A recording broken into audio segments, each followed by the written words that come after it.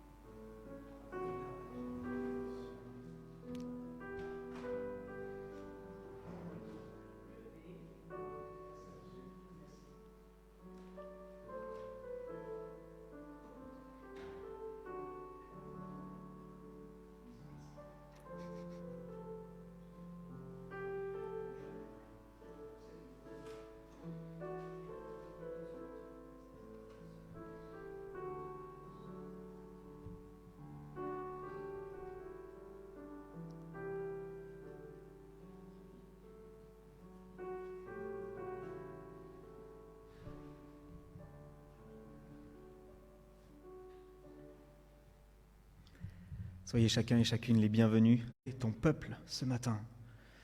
Merci de nous donner un temps particulier avec toi, entre frères et sœurs. Nous savons que tu es au milieu de nous, que tu disposes nos cœurs et que tu nous parles aussi au travers de ta parole. Merci de conduire ce temps par l'action de ton Saint-Esprit et de faire remonter à la surface de nos cœurs tout ce qui ne va pas, pour que nous puissions nous humilier devant toi et avoir un cœur bien disposé à tout ce que tu as à nous dire. Que ton nom soit béni, Jésus. Amen.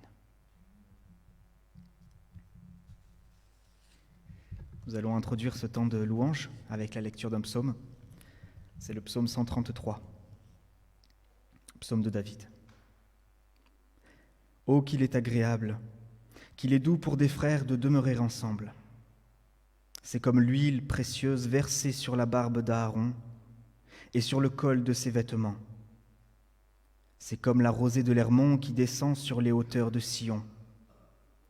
En effet, c'est là que l'Éternel envoie la bénédiction, la vie pour l'éternité. Amen. » Je vous invite à vous lever pour le premier chant. « Ah, qu'il est doux pour des frères ».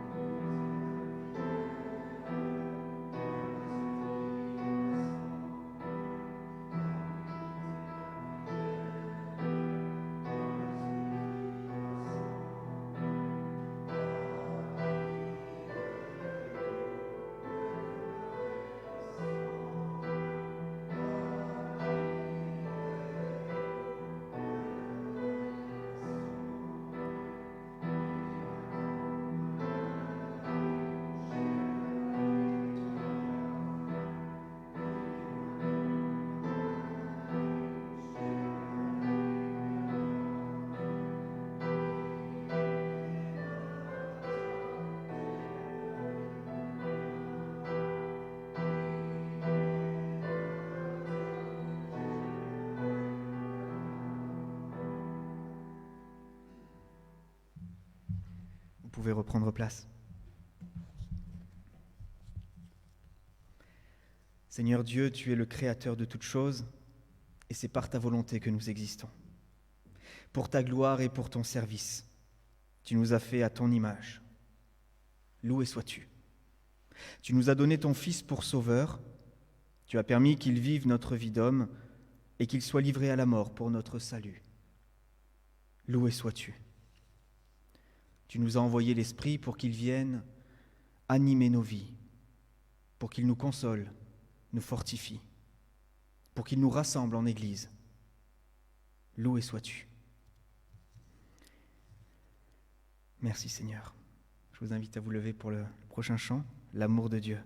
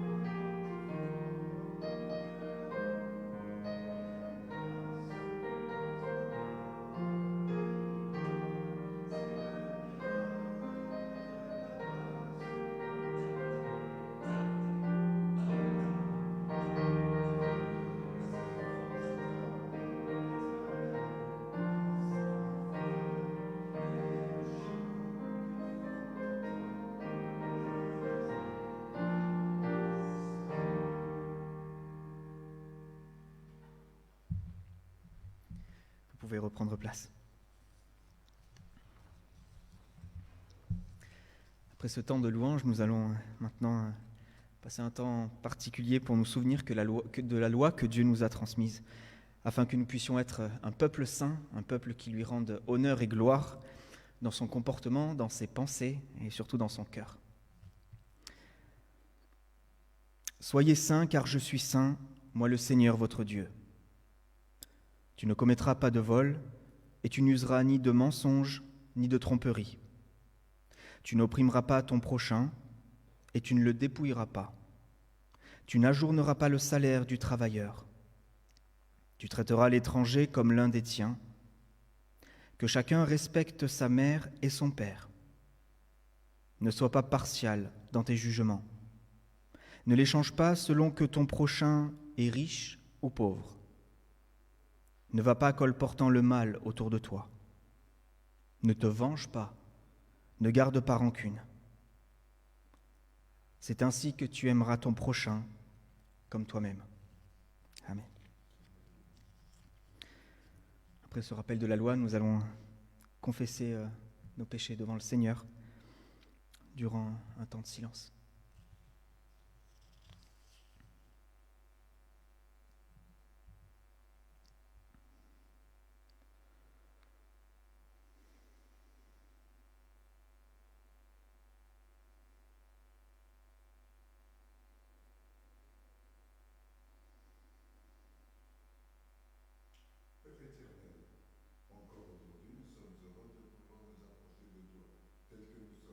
Avec nos faiblesses, nos manquements,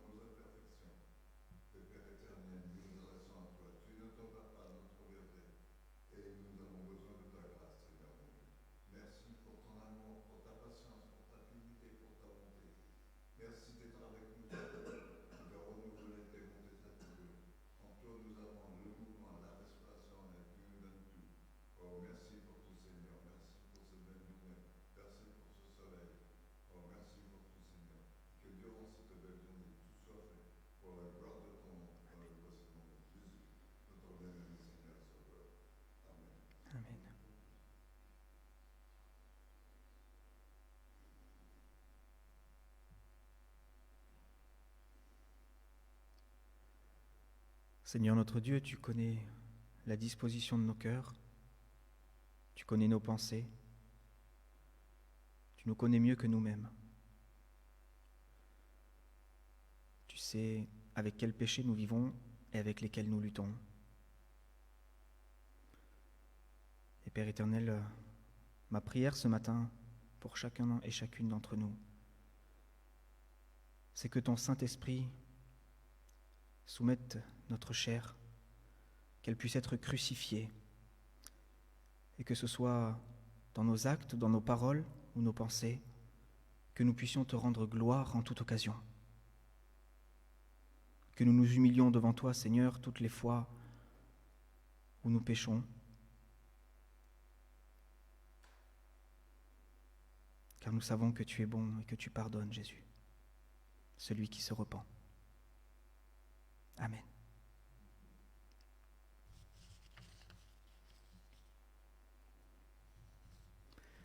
Nous resterons assis pour le prochain chant.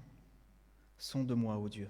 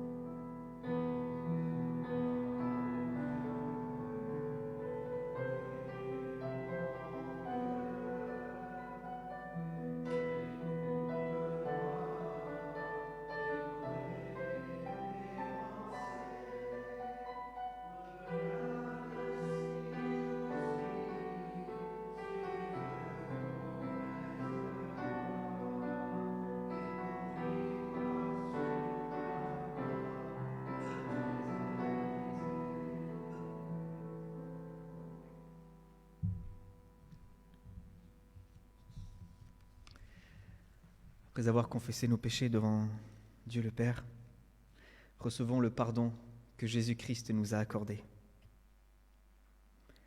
S'il arrive à quelqu'un de pécher, nous avons un avocat auprès du Père, Jésus-Christ, le juste. Car Jésus-Christ s'est offert en sacrifice pour que nos péchés soient pardonnés. Et non seulement les nôtres, mais aussi ceux de tous les hommes. Voici la bonne nouvelle. En Jésus-Christ, vos péchés sont pardonnés. Amen. Je vous invite à vous lever pour le prochain chant. Mon Dieu, par quel amour.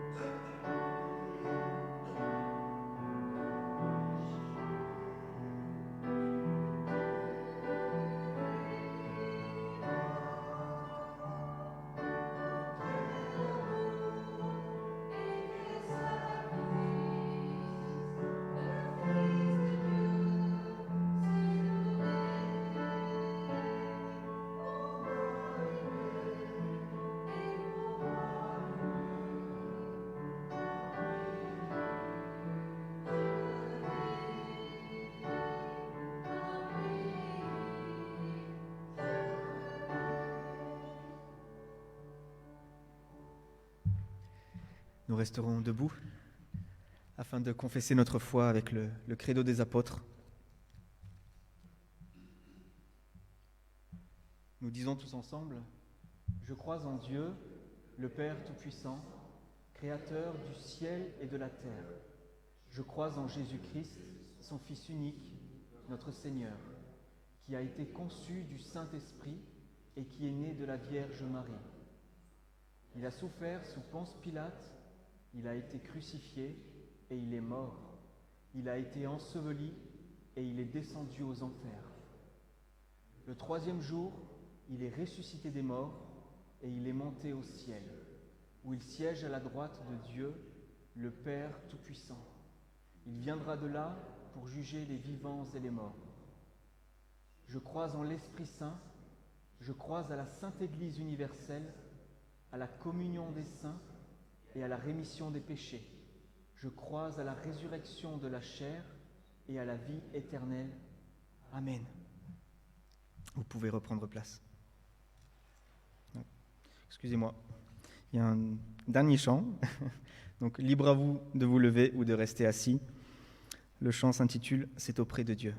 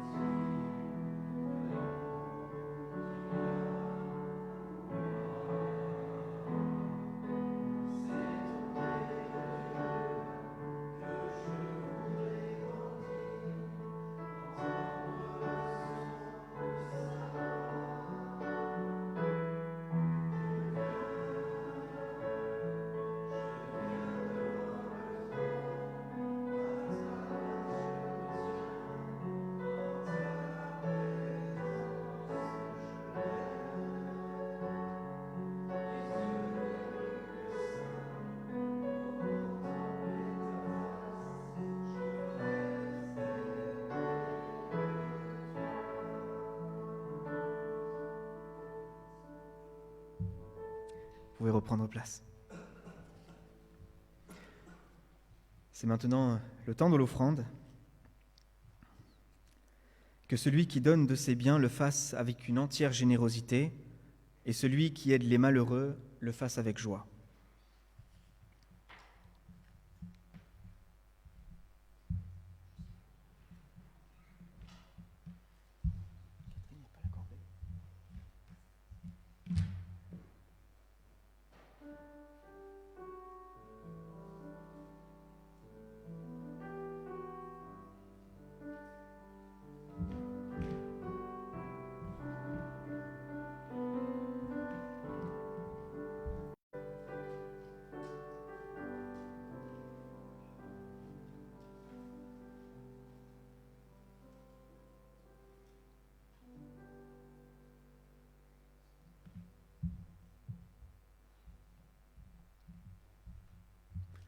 Je vous invite à prier pour l'offrande.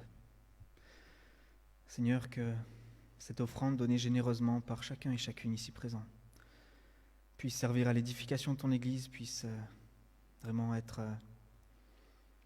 utilisée à bon escient pour l'annonce de ta bonne nouvelle et pour la gloire de Jésus-Christ. Amen.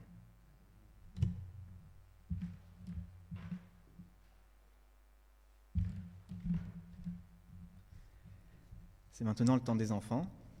Je les invite à s'avancer afin que nous puissions prier ensemble.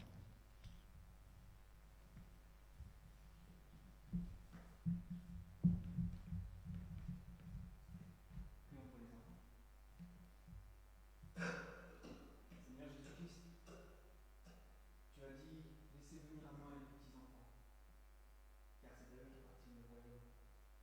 Père, vraiment nous te remettons chacun de ces enfants, que tu puisses les bénir, que tu puisses les guider aussi dans leurs pensées, dans tout ce qu'ils vont recevoir aujourd'hui, que ça puisse être conduit par ton Esprit Saint. Et que toute ta volonté se fasse dans leur vie, dans la vie de leurs proches, et qu'ils puissent resplendir, être sel et lumière auprès de leur foyer et de toutes les personnes avec lesquelles ils seront. Dans le nom de Jésus-Christ.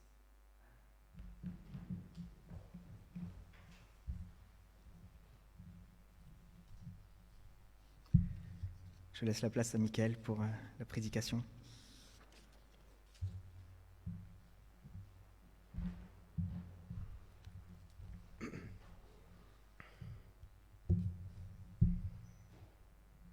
Alors, j'ai mon téléphone avec moi pour ne pas dépasser le temps.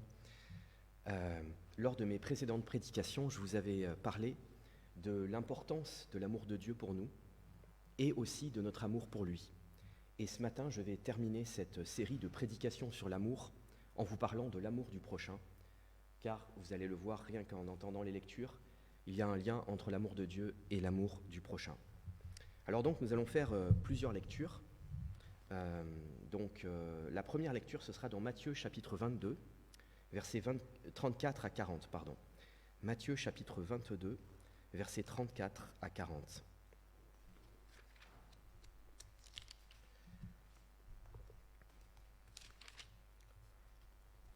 Donc c'est un dialogue entre Jésus et un des pharisiens.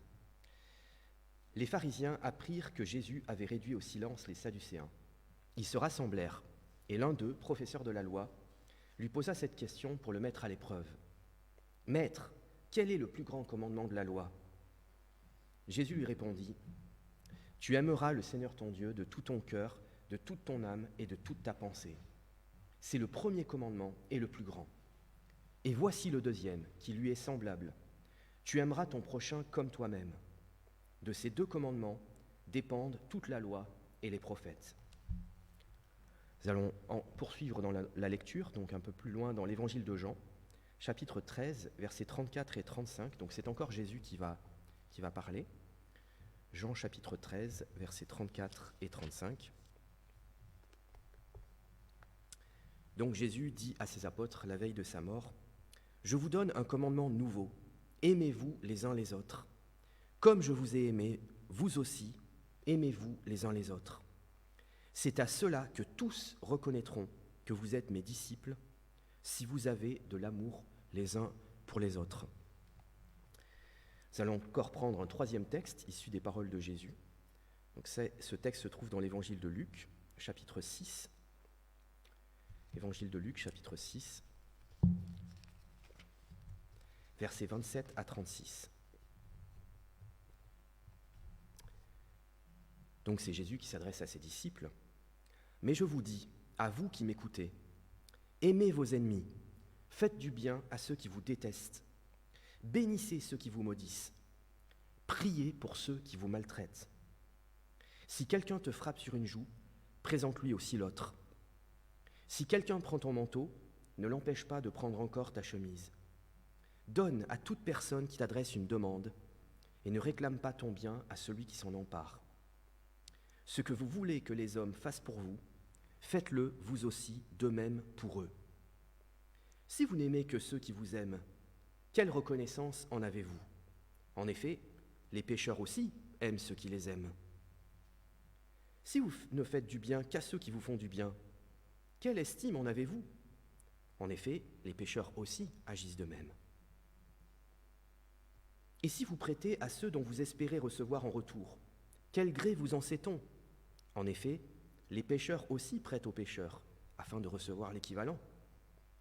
Mais vous, aimez vos ennemis, faites du bien, et prêtez sans rien espérer en retour. Votre récompense sera grande, et vous serez fils du Très-Haut, car il est bon pour les ingrats et pour les méchants. Soyez donc pleins de compassion, tout comme votre Père aussi est plein de compassion. Nous allons poursuivre les lectures. Donc là, ce sont les apôtres de Jésus-Christ. Donc l'apôtre Paul déjà, dans l'Épître aux Romains, chapitre 13, alors qu'il déteste son frère, c'est un menteur. En effet, si quelqu'un n'aime pas son frère qu'il voit, comment peut-il aimer Dieu qu'il ne voit pas? Or, voici le commandement que nous avons reçu de lui. Celui qui aime Dieu doit aussi aimer son frère. Jusqu'ici, la lecture de la parole de Dieu, et je vais donc prier pour remettre ce temps de prédication au Seigneur. Père Céleste, merci parce que ce matin, tu veux nous interpeller sur l'amour de notre prochain, quel qu'il soit, qu'il s'agisse de membres de nos familles, de nos amis, qu'il s'agisse de nos frères et sœurs dans l'Église, qu'il s'agisse même de nos ennemis. Tu nous appelles à aimer tout le monde, sans exception. C'est une base, c'est un fondement de la foi chrétienne, de la vie chrétienne. Merci Seigneur de parler au travers de moi ce matin par ton Saint-Esprit, que vraiment ce soit ton message qui soit délivré, que personne ne puisse repartir de ce culte ou écouter ce culte sans avoir reçu une parole d'encouragement de ta part à aimer son prochain, même si ce n'est pas toujours facile. Merci Seigneur parce que c'est seulement ton amour qui peut nous aider à marcher dans ce deuxième grand commandement. Tu aimeras ton prochain comme toi-même. Merci parce que c'est aussi un témoignage pour tous les non-chrétiens qui nous entourent. Si l'on ne trouve pas l'amour dans l'Église, où le trouvera-t-on, Seigneur? Aide-nous, Seigneur, à être de meilleurs exemples, jour après jour, dans ce domaine. Au nom de ton Fils Jésus-Christ. Amen. Désolé, je suis un peu plus lent aujourd'hui parce que à cause de la trachéite. Alors, juste quelques mots de contexte. Donc, nous avons vu 3 textes qui sont issus des paroles de Jésus, des paroles qui sont prises au début du ministère de Jésus et à la fin de son ministère. On voit donc que l'amour du prochain était une préoccupation constante dans la bouche de Jésus. Du début à la fin de sa mission, Jésus-Christ n'a pas cessé d'en parler. Nous avons vu également 3 autres textes issus de paroles d'apôtres. Donc les apôtres, c'est les envoyés de Jésus-Christ. Et à la suite de Jésus, on voit que ces apôtres nous interpellent vivement et nous montrent que l'amour du prochain n'est pas une option dans la vie chrétienne, mais une nécessité. Et même, vous l'avez entendu dans le dernier texte, d'après l'apôtre Jean, l'amour de notre prochain est finalement une preuve ou une démonstration de notre amour pour Dieu, puisqu'il va dire « Comment peux-tu dire que tu aimes Dieu que tu ne vois pas, si tu n'aimes pas ton prochain que tu vois ?» Alors, j'y reviendrai un petit peu. En tout cas, cette parole « Tu aimeras ton prochain comme toi-même », c'est peut-être la parole de la Bible la plus connue et la plus citée, y compris même parmi les non-chrétiens. Ces derniers ne s'y trompent pas. Ils savent instinctivement, donc les non-chrétiens savent instinctivement, même sans connaître le Seigneur, même sans connaître la Bible, ils savent qu'un chrétien doit aimer son prochain. Donc que cela nous plaise ou non, la première chose que remarqueront les non-chrétiens chez nous, c'est est-ce que ces chrétiens ont de l'amour ou pas? Et finalement, notre amour ou notre absence d'amour, que ce soit vis-à-vis des non-chrétiens ou même déjà entre chrétiens, est finalement un témoignage ou un contre-témoignage si nous manquons d'amour. Alors, lorsque nous péchons par manque d'amour vis-à-vis de notre prochain, nous faisons finalement une très mauvaise publicité à notre Seigneur. Et à cause de nous, c'est un petit peu dur à entendre, mais le nom du Seigneur peut être blasphémé à cause de ça, à cause de mauvais exemples que nous pouvons avoir dans l'Église. Par exemple, les gens sont choqués à juste titre de voir tous les scandales de pédocriminalité dans l'Église, ce qui ne devrait pas être au sein du monde chrétien. Alors tu aimeras ton prochain comme toi-même. Ce commandement revient plusieurs fois dans la Bible, vous l'avez vu dans tous les textes que je vous ai lus. Et en fait, Jésus lui-même n'a pas inventé ce commandement. On le trouve déjà dans l'Ancien Testament, chez Moïse, dans le 3e livre de la Bible, précisément dans Lévitique 19, verset 18. Mais Christ, même s'il n'a pas inventé ce commandement, a remis en lumière la centralité de ce commandement. Dans la hiérarchie de tous les commandements, Jésus nous ramène à l'essentiel, à savoir l'amour de notre prochain. Et dans le texte de Matthieu 22 que nous avons entendu, ce n'est pas la première fois en fait que Jésus parlait de l'importance de l'amour du prochain. Il en avait déjà parlé dans l'évangile de Luc au chapitre 10, et c'est là qu'il avait délivré sa fameuse parabole du bon samaritain. Parce qu'il y avait un chef de la loi qui voulait le mettre à l'épreuve et qui voulait se justifier lui-même en disant « mais qui est mon prochain ?» Et sachant qu'à l'époque, les Samaritains étaient les ennemis jurés des Juifs. Et Jésus va lui dire « en fait, le Samaritain, c'est aussi ton prochain. Et tout le monde, en fait, est ton prochain. » Et donc, en Matthieu 22, nous sommes à la fin du ministère terrestre de Jésus. Nous sommes la dernière année de Jésus à Jérusalem. Et de nouveau, on vient remettre Jésus à l'épreuve en lui demandant « Maître, quel est le plus grand commandement de la loi ?» Donc vous voyez là, on nous dit qu'on vient le mettre à l'épreuve. Ça veut dire qu'il y a une certaine malveillance de la part de celui qui lui pose la question à Jésus. Et bien évidemment, vous connaissez la double réponse du Seigneur à cette question. Tu aimeras le Seigneur ton Dieu, tu aimeras ton prochain comme toi-même. Vous voyez cette répétition du verbe aimer. Tu aimeras, tu aimeras. On voit encore la centralité de l'amour. Et dans l'évangile de Marc, dans le passage parallèle, Jésus-Christ va préciser il n'y a pas d'autre commandement plus grand que cela. Autrement dit, ce sont les 2 commandements sur lesquels nous devons le plus nous focaliser. Comme si Jésus nous disait vous cherchez peut-être quels sont les plus grands commandements parmi les multiples préceptes de la parole de Dieu, parce que vous avez vu, dans la lecture que Samuel nous a faite de la loi, il y en a des commandements. Mais vous pouvez chercher autant que vous voulez, vous ne trouverez pas d'aussi grand que ces 2-là. En d'autres termes, il n'y a pas de 3e plus grand commandement ou de 4e plus grand commandement en dehors de ces 2-là qui finalement résument tous les autres commandements. L'idée ici, c'est que chaque commandement que nous trouvons dans la parole de Dieu est imprégné de l'amour, tout simplement parce que Dieu est amour. Par exemple, si nous prenons les 10 commandements sans exception, les 10 nous parlent tous d'amour. Les 4 premiers nous parlent d'amour pour Dieu, et les 6 derniers nous parlent d'amour pour le prochain. Donc, ça nous montre que tout commandement qui serait déconnecté de l'amour perd son vrai sens. Et c'est ce que les pharisiens n'avaient pas compris en fait. Les pharisiens qui étaient très scrupuleux sur le sabbat, sur la dîme, mais Jésus va leur dire « Ok, vous êtes scrupuleux sur ça, c'est bien, mais vous avez oublié l'amour et la miséricorde. » Et on l'a entendu dans la lecture de l'apôtre Paul, il va abonder dans le même sens que le Christ. Il va dire, en effet, tous les commandements, tu ne commettras pas d'adultère, de vol, de faux témoignages, etc., se résument dans une seule parole, tu aimeras ton prochain comme toi-même. Pourquoi ? Parce que si j'aime mon prochain, je ne vais pas le tromper. Si j'aime mon prochain, je ne vais pas le tuer. Si j'aime mon prochain, je ne vais pas le voler. Si j'aime mon prochain, je ne vais pas convoiter ce qui est à lui. Si j'aime mon prochain, je ne vais pas porter de faux témoignages contre lui. Donc, comme le dit Paul, l'amour ne fait pas de mal au prochain. Donc tous les commandements, tout cela, en fait, c'est une question d'amour, et d'amour d'autrui. C'est pourquoi Paul va dire encore que celui qui aime les autres a accompli la loi. Il va dire que l'amour est l'accomplissement de la loi.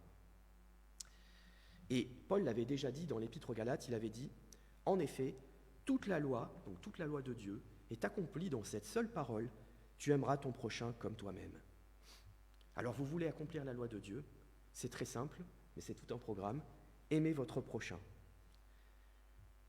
Certains chrétiens qui pourtant veulent accomplir la loi en oublient l'essentiel, le cœur. C'était le problème des pharisiens légalistes, qui cherchaient la sainteté, mais sans l'amour. Or Jésus leur a dit, allez apprendre ce que signifie « je désire la bonté et non les sacrifices ». Le Seigneur va leur dire ça 2 fois, et une fois en particulier, parce que les pharisiens voyaient d'un mauvais œil que Jésus accueille les pécheurs et mange avec eux. Une 2e fois sur une question de sabbat. On voit que malheureusement, l'amour n'était pas au centre des préoccupations des pharisiens. Ils voulaient respecter scrupuleusement les commandements, du moins le croyaient-ils, mais sans en comprendre le vrai sens, à savoir l'amour de Dieu et du prochain. Et en l'occurrence, ils ne manifestaient aucune bonté envers leur prochain, à l'inverse de Jésus. Il y a une mise en garde pour nous aujourd'hui. Chercher à être saint sans chercher à aimer son prochain, ça n'a aucun sens. Car aimer son prochain fait précisément partie de notre appel à la sainteté, on l'a entendu dans la lecture de Lévitique 19, que Samuel nous a faite tout à l'heure. Alors Paul, dans ce 13e chapitre de l'Épître aux Romains que nous avons lu, nous dit que nous ne devons avoir aucune dette, si ce n'est une dette d'amour envers les autres. Nous avons le devoir d'aimer notre prochain, d'où le commandement, tu aimeras. Tu aimeras, c'est un impératif.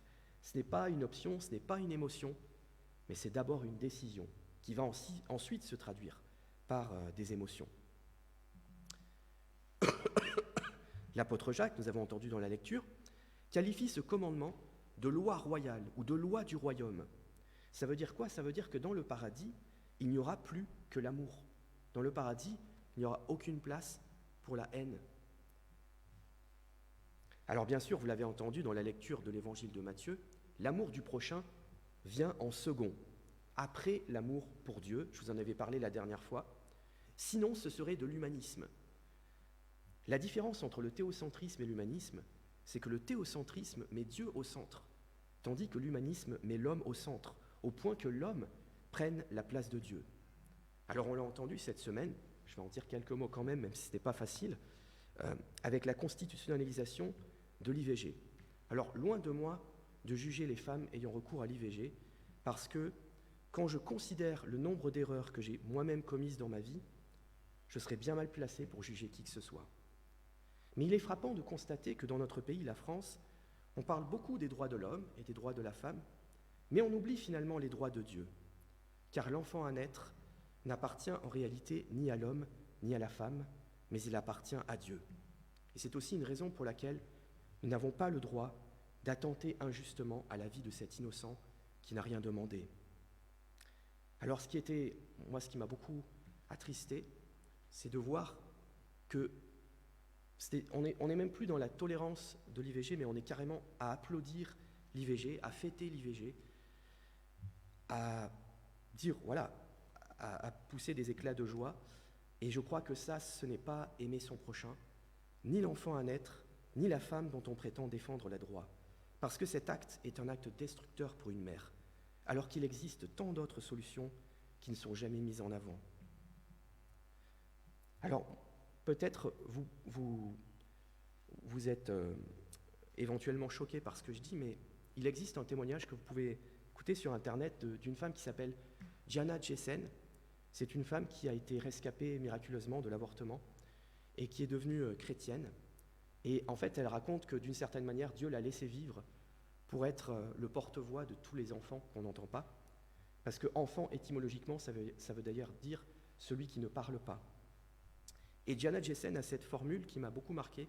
Elle dit « Le jour où on a tenté à ma vie, aucune féministe radicale n'était là pour défendre mes droits. » Et à partir du moment où l'on fait passer les droits de l'homme avant les droits de Dieu, on assiste toujours à une déshumanisation du monde, comme on l'a vu cette semaine. Quelqu'un a dit « Si vous perdez Dieu, vous perdez l'homme en même temps. » D'où le fait que le commandement d'aimer Dieu est prioritaire sur le commandement d'aimer son prochain. Mais dans le Nouveau Testament, néanmoins, il y a une insistance, au moins aussi grande, sur le fait d'aimer son prochain que sur le fait d'aimer Dieu. Au point même que, on l'a entendu dans certains textes que j'ai lus, souvent ce second commandement se substitue presque au premier.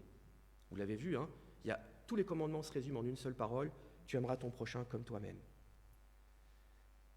Et lorsque le spécialiste de la loi qui met Jésus à l'épreuve lui pose la question, il lui demande un seul commandement. Il lui dit « Maître, quel est le plus grand commandement de la loi ?» Il ne lui en demande pas deux, il lui en demande un seul. Mais on voit que Jésus va lui répondre par les deux, comme si finalement les deux n'en faisaient qu'un.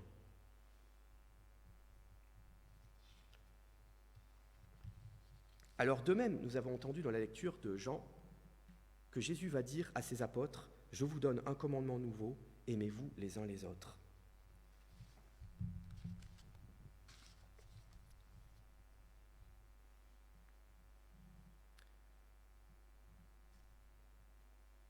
En fait, tout ça veut dire que durant notre vie sur Terre, notre amour pour Dieu s'exprime et se vérifie concrètement dans notre amour pour notre prochain, qui en est une preuve ou une démonstration indirecte.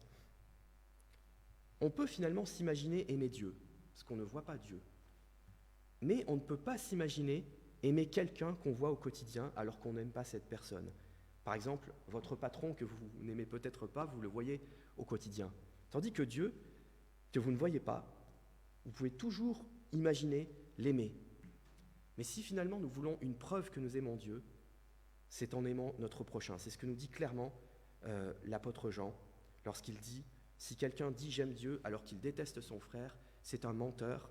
En effet, si quelqu'un n'aime pas son frère qu'il voit, comment peut-il aimer Dieu qu'il ne voit pas ?» Est-ce que bien souvent, nous ne sommes pas des menteurs lorsque nous disons que nous aimons Dieu, tout en détestant notre voisin, ou notre ex-conjoint, ou tel homme politique, ou telle femme politique? Je prends des exemples un petit peu concrets et qui peuvent nous heurter, mais qui nous aident aussi à sonder notre cœur devant le Seigneur. Donc on ne peut pas dire qu'on aime Dieu si on n'aime pas notre prochain. C'est clairement ce que dit la parole de Dieu. Et je crois que s'il y a une seule chose que vous pouvez retenir de cette prédication, c'est peut-être celle-là. Alors cette insistance du Nouveau Testament sur le fait d'aimer notre prochain s'explique aussi par le fait que Jésus a dit, vous l'avez entendu, que les deux commandements, d'aimer Dieu et d'aimer son prochain, sont des commandements semblables. Alors, ils ne sont pas identiques, parce qu'on n'aime pas Dieu avec la même intensité qu'on aime son prochain. Je vous avais parlé dans une de mes prédications du fait que Dieu veut qu'on l'aime d'un amour d'adoration. Il n'y a que Dieu qu'on adore. Il n'y a que Dieu dont on fait le centre de notre vie. Mais ces deux commandements sont semblables, ça veut dire qu'ils se ressemblent, qu'ils ont un point commun. Ils sont semblables parce que les deux nous ordonnent d'aimer quelqu'un d'autre que nous-mêmes. Alors quand Jésus dit « tu aimeras ton prochain comme toi-même », contrairement à ce qu'on entend parfois, Jésus ne veut pas dire que nous devons d'abord nous aimer nous-mêmes avant d'aimer les autres. Comme l'a dit notre professeur de testament à la faculté Jean Calvin, il a dit « Jésus n'a pas fait 3 commandements, il n'en a fait que 2 ». En fait, ce que veut dire Jésus, c'est que nous nous aimons déjà naturellement beaucoup trop, et Christ, en fait, nous demande d'aimer notre prochain à la même hauteur que nous nous aimons. Alors ces deux commandements sont semblables parce que aimer Dieu implique nécessairement d'aimer son prochain. L'un ne va pas sans l'autre. Ces deux commandements, même s'ils sont différents, forment un tout.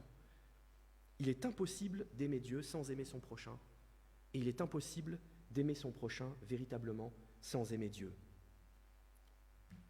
Et enfin, ces deux commandements sont semblables parce que tout être humain, quel qu'il soit, a été fait à l'image et à la ressemblance de Dieu.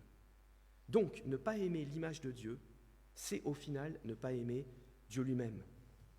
Jacques, dans son épître, va dénoncer l'incohérence de certains chrétiens qui se livrent à la médisance. Et soyons honnêtes, nous sommes tous, d'une manière ou d'une autre, livrés à la médisance. Mais il va dire, de la même bouche, nous bénissons Dieu notre Père et nous maudissons notre prochain qui a été fait à son image. Alors, et c'est là où nous en arrivons à la dernière partie, la partie la plus pratique, finalement, qui sont nos prochains? Eh bien, nos prochains, c'est... Désolé. C'est d'abord notre famille.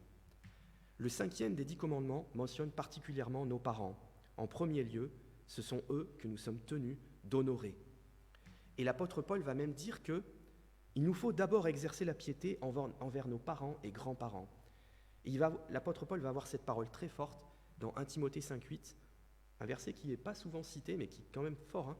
Il dit « Si quelqu'un ne prend pas soin des siens, en particulier des membres de sa famille proche, il a renié la foi et il est pire qu'un non-chrétien. » Alors vous voyez, c'est fort. Hein.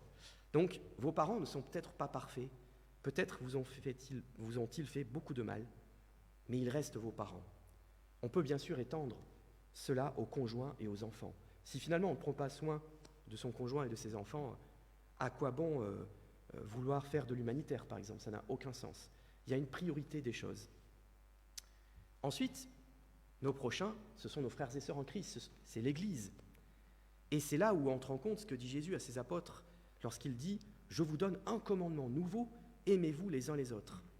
Alors on pourrait se dire, mais en quoi ce commandement est nouveau puisque Christ a déjà dit qu'il nous fallait nous aimer? En fait, la nouveauté tient dans le « comme je vous ai aimé ». La nouveauté, c'est l'amour de Christ. qui nous sert de modèle pour un amour parfait entre chrétiens.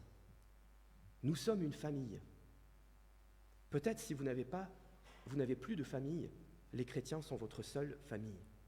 Et en fait, nous sommes censés nous comporter comme une famille, donner notre vie les uns pour les autres, comme Jésus a donné sa vie pour nous.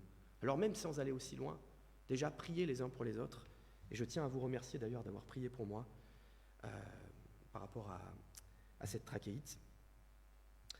Et finalement, parfois, nous estimons que nous devons moins de respect et d'amour aux autres chrétiens, sous prétexte qu'ils sont chrétiens. Mais ce n'est pas scripturaire.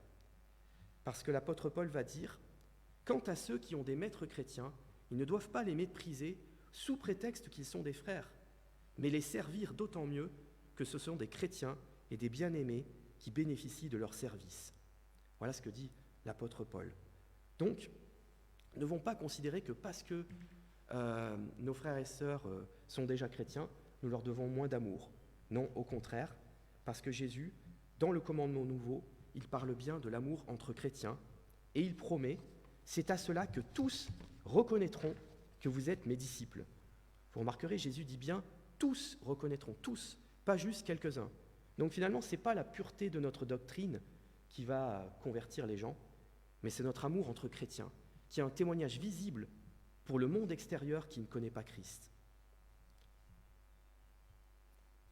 Alors ensuite, qui sont nos prochains ? Tous les non-chrétiens, bien évidemment. Ça peut être des membres de nos familles, ça peut être des amis, ça peut être des connaissances. Une attitude communautariste n'est pas une attitude chrétienne.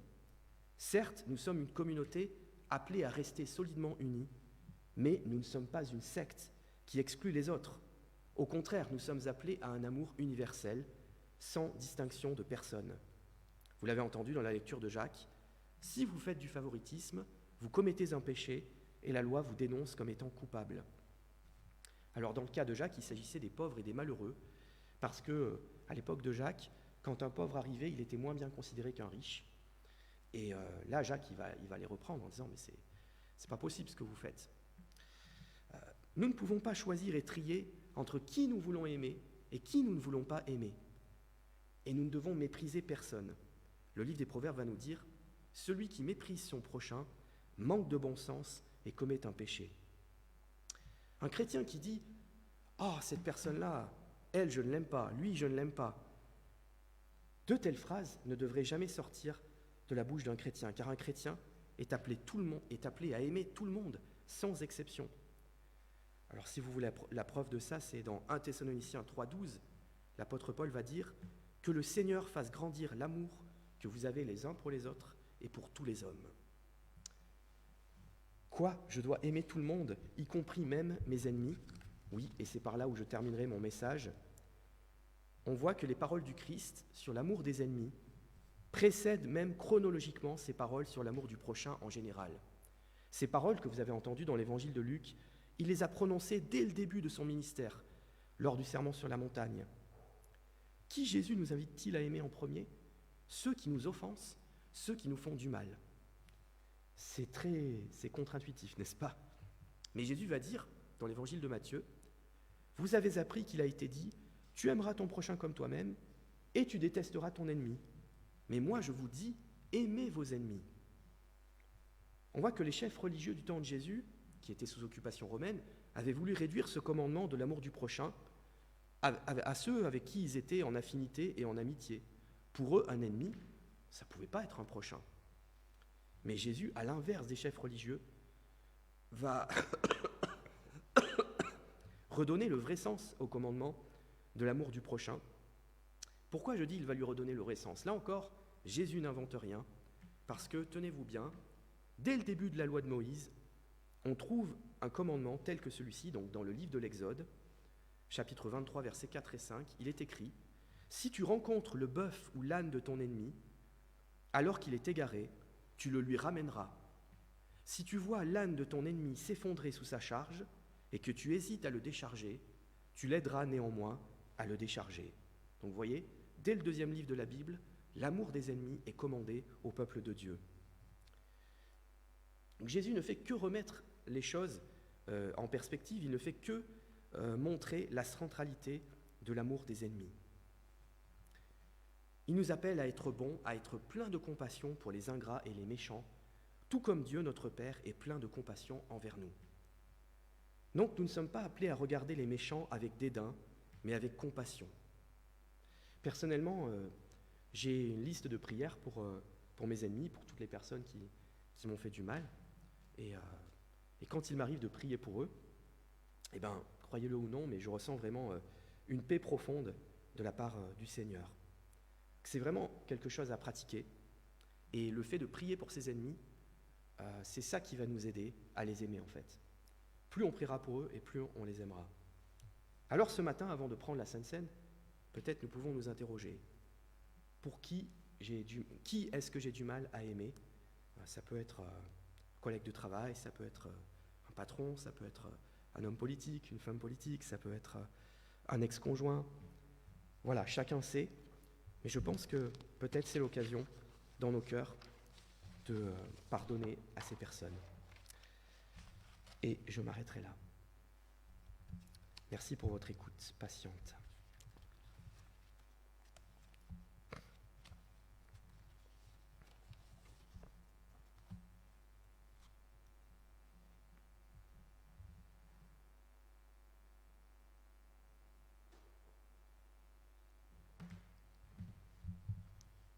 Alors, pour nous préparer à la Sainte Seine, élevons nos cœurs vers le Seigneur.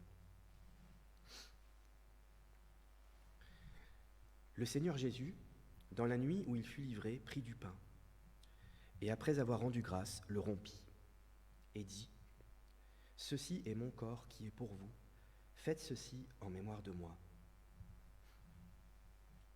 De même, après avoir soupé, il prit la coupe et dit : « Cette coupe est la nouvelle alliance en mon sang. Faites ceci en mémoire de moi, toutes les fois que vous en boirez. Car toutes les fois que vous mangez ce pain et que vous buvez cette coupe, vous annoncez la mort du Seigneur jusqu'à ce qu'il vienne. C'est pourquoi celui qui mangera le pain et boira la coupe du Seigneur indignement sera coupable envers le corps et le sang du Seigneur. Que chacun donc s'examine soi-même, et qu'ainsi il mange du pain et boive de la coupe. » Alors, pour tous ceux qui ont cru en Jésus-Christ, qui se sont repentis de leurs péchés, ils sont bien sûr les bienvenus pour prendre la Sainte Seine. Mais, voyez, l'apôtre Paul nous recommande de nous examiner nous-mêmes avant de prendre la Sainte Seine. Alors, nous pouvons prendre un petit temps de silence, justement, peut-être justement par rapport à l'amour pour notre prochain, pour demander pardon au Seigneur, s'il y a telle ou telle personne que nous avons du mal à aimer, et demander au Seigneur qui nous aide à progresser dans ce domaine. Alors voilà, prenons un temps de silence pour confesser ces choses au Seigneur.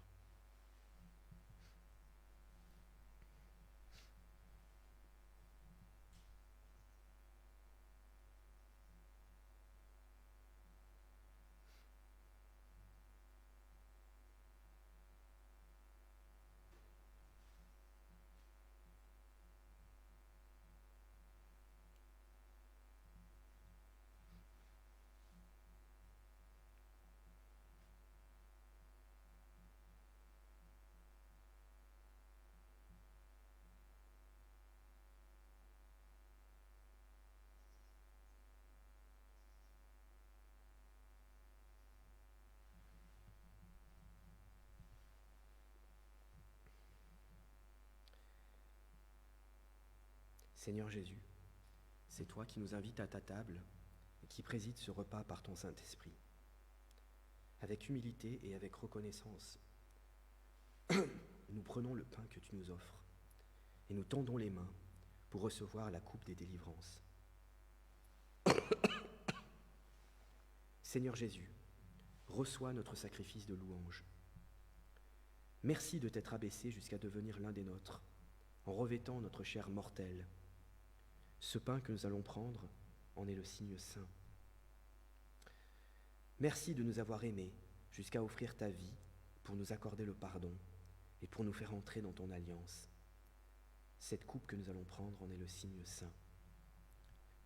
Père, dans l'attente du jour glorieux où ton Fils nous accueillera à la table du royaume, envoie sur nous l'Esprit Saint, afin que nous ayons communion au corps et au sang du Christ et que nous soyons nourris de sa vie même.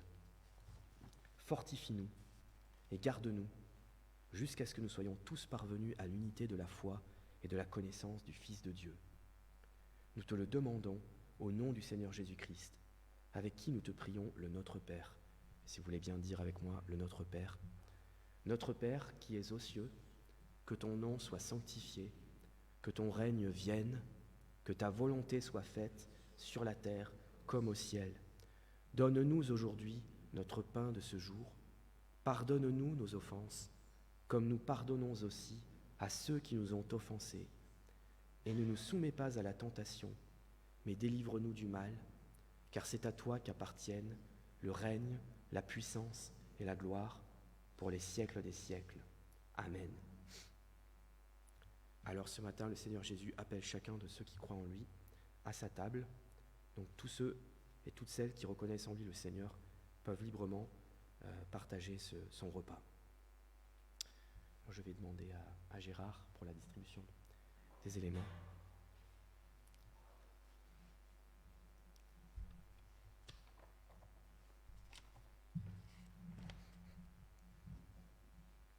Alors sentez-vous libre si vous voulez chanter un cantique ou même une prière au Seigneur pendant ce temps de Sainte Seine, n'hésitez pas.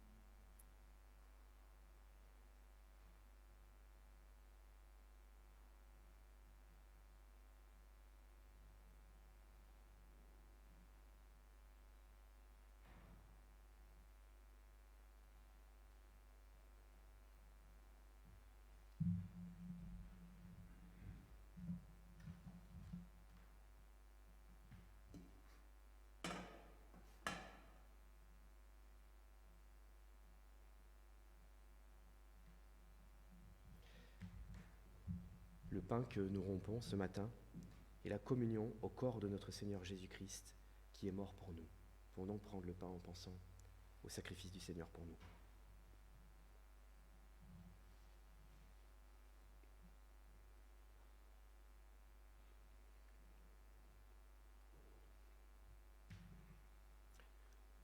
la coupe de bénédiction pour laquelle nous rendons grâce ce matin et la communion au sang de notre Seigneur Jésus-Christ, le sang de la nouvelle alliance qui a été répandu pour nous, pour le pardon de nos péchés. On va donc prendre la coupe tous ensemble.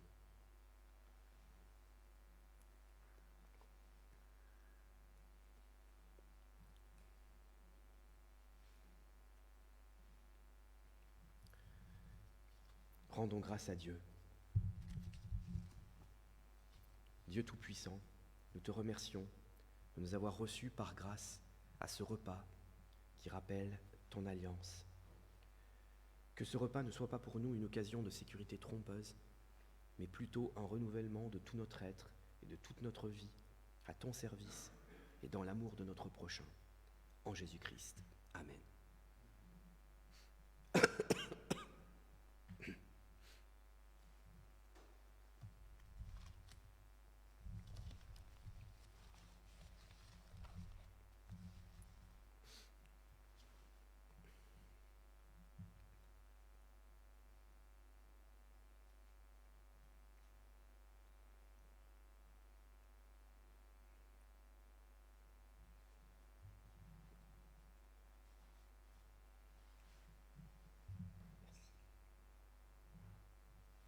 Voilà, je vais maintenant laisser la place à Samuel qui va nous conduire dans la fin de ce culte, déjà pour le temps d'intercession. Merci Samuel.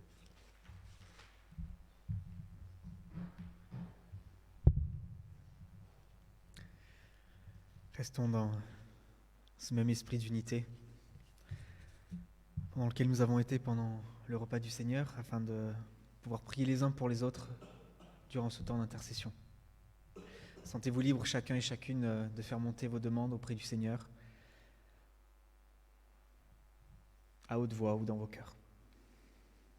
Prions.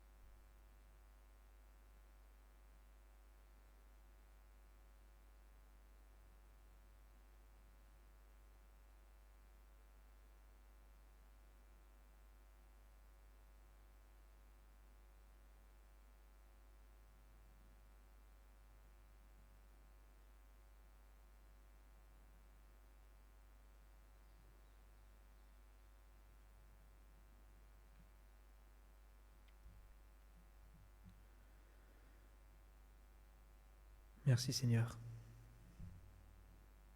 car nous savons que tu entends chacune de nos demandes.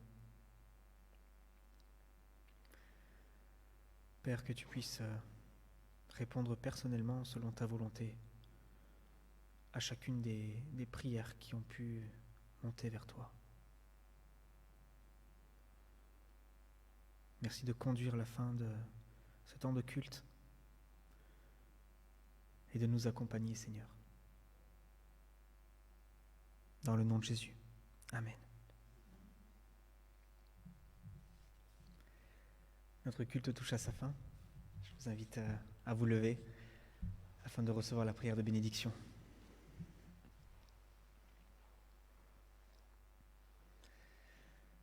Que notre Seigneur Jésus-Christ vous bénisse et vous garde, qu'il vous accompagne tout au long de cette semaine et que vous puissiez marcher dans les voies qu'il vous a préparées d'avance pour la gloire de Dieu le Père. Amen. Encore quelques annonces.